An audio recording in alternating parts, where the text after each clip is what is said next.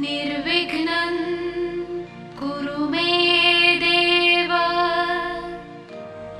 सर्वकार्येषु सर्वदा।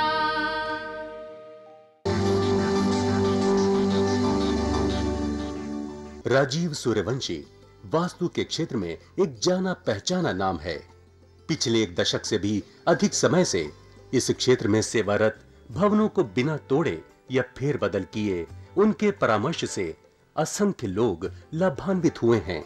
सिंहस्थ महाकुंभ 2003 को त्र्यंबकेश्वर में श्रद्धालुओं को वास्तुशास्त्र प्रवचनों द्वारा कृतार्थ करने पर विशेष रूप से सम्मानित किया गया। समाज के प्रति उनकी बहुमूल्य सेवाओं के लिए वर्ष 2002 में उन्हें मानव रत्न ऑफ द मिलेनियम पुरस्कार से सम्मानित किया गया था। यही नहीं, इस क्षेत्र में उनके विशेष योगदान के लिए वर्ष 1990 में श्रेष्ठतम वास्तु विशेषज्ञ के रूप में उनका चयन हुआ और इन्हें स्वर्ण पदक से सम्मानित किया गया। राजीव सूर्यवंशी ने समय समय पर देश के विभिन्न भागों और विदेशों में सेमिनारों और कार्यक्रमों का आयोजन करके समाज की खुशहाली और उत्थान में अपना योगदान दिया है। देश विदेश के कई व्यापारिक प्रतिष्ठान, शैक्षणिक संस्थाएं, सामाजिक और धार्मिक संगठन तथा जन सामान्य उनके निस्वार्थ और उत्कृष्ट मार्गदर्शन का लाभ उठा रहे हैं। इस क्षेत्र में उनकी एक उल्लेखनीय उपलब्धि वास्तु रिसर्च फाउंडेशन की स्थापना है। वास्तु के क्षेत्र में जिज्ञासु लोगों के लिए राजीव निष्ठावान पथ प्रदर्शन की भूमिका निभाते रहे हैं और उनकी जिज्ञासा शांत करते रहे हैं। उनके अनेक विद्यार्थी इस प्राचीन विज्ञान का देश भर में प्रचार प्रसार करके लोगों का ज्ञान वर्धन कर रहे हैं। नमस्कार। जब मेरे पास लोग वास्तुशास्त्र के परामर्श हेतु आते हैं तो बहुत से लोग संदेह से आते हैं और बहुत से लोग श्रद्धा से आते हैं, किंतु संदेह और श्रद्धा दोनों आ तो उसी अंतर से रही हैं। वास्तुशास्त्र प्रत्येक व्यक्ति के लिए नहीं है। ईश्वर ने तो वास्तुशास्त्र संपूर्ण मानव जाति के लिए बनाया, लेकिन हमने स्वयं मनुष्य ने उसमें श्रेणियां बांट ली। वास्तुशास्त्र उन लोगों के लिए है जो निरंतर समृद्धि की सीढ़ियां चढ़ना चाहते हैं, जो खुशहाली के मार्ग पर अग्रसर होते हुए अपने व्यापार को फैलाना चाहते हैं, जो व्यक्ति इस कर्म भूमि पर स्वर्ग का सुख भोगना चाहते हैं। वास्तुशास्त्र उन लोगों के लिए है जो संदेह के समुद्र में गोते खाते रहना चाहते हैं और जो ये समझते हैं कि इस जीवन के उपरांत कोई और स्वर्ग है। उनके लिए वास्तुशास्त्र नहीं है। मैंने अपनी रिसर्च के दौरान विकासशील देशों का अध्ययन किया, जिसमें ब्रिटेन, कनाडा, अमेरिका, जापान और भारत सहित सभी विकासशील देश शामिल थे। मैंने इन विकासशील देशों में पाया कि यहाँ पर 20% लोग बाकी रहने वाले 80% लोगों को कंट्रोल करते हैं। यानी वहाँ की जो समृद्ध जनसंख्या है वह केवल 20% है। और यह बात पूरी धरती के लिए सत्य है कि हम 80% व्यक्ति बाकी बचे 20% व्यक्तियों के लिए कार्य करते हैं। वो नौकरी के रूप में, पेशे के रूप में या किसी और रूप में हो सकता है। और 20% जो लोग हैं वे समृद्ध लोग हैं। वे 2 चीजों में विश्वास रखते हैं, एक कर्म और दूसरा ईश्वर।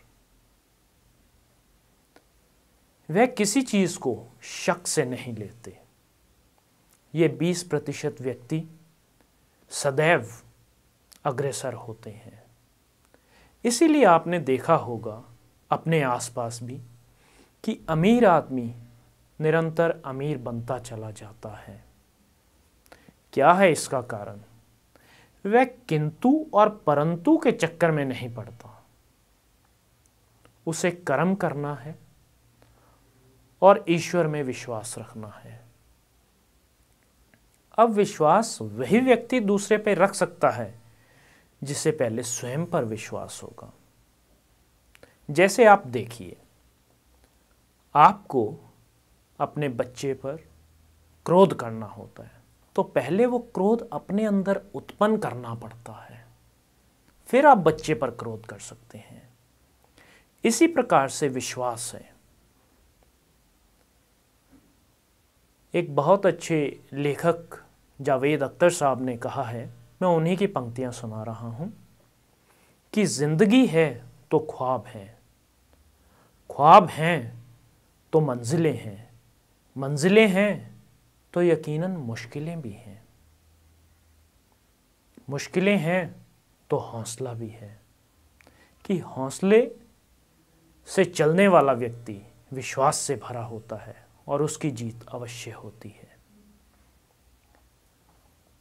और जो व्यक्ति विश्वास से भरे हुए होते हैं, कर्मशील होते हैं, और जब वह वास्तुशास्त्र की शरण में आते हैं और वास्तुशास्त्र के सिद्धांतों के अनुरूप अपने व्यापार को, अपने घर को बनाते हैं, तो वह व्यक्ति निरंतर समृद्धि की सीढ़ियां चढ़ते जाते हैं और आगे अग्रसर होते जाते हैं। अब आप किस श्रेणी में खड़े होते हैं? 20% या 80%? इसका निर्णय ना तो ईश्वर कर सकता है, ना ही आपका पड़ोसी, ना मित्र। इसका निर्णय स्वयं आपको लेना है कि आपको कहां जाना है। मार्ग की दिशा अपने लिए आपको स्वयं निश्चित करनी है। यदि वह दिशा आप निश्चित कर लेते हैं तो रास्ते की जितनी भी रुकावटें होंगी वह स्वयं ही हटती चली जाएंगी।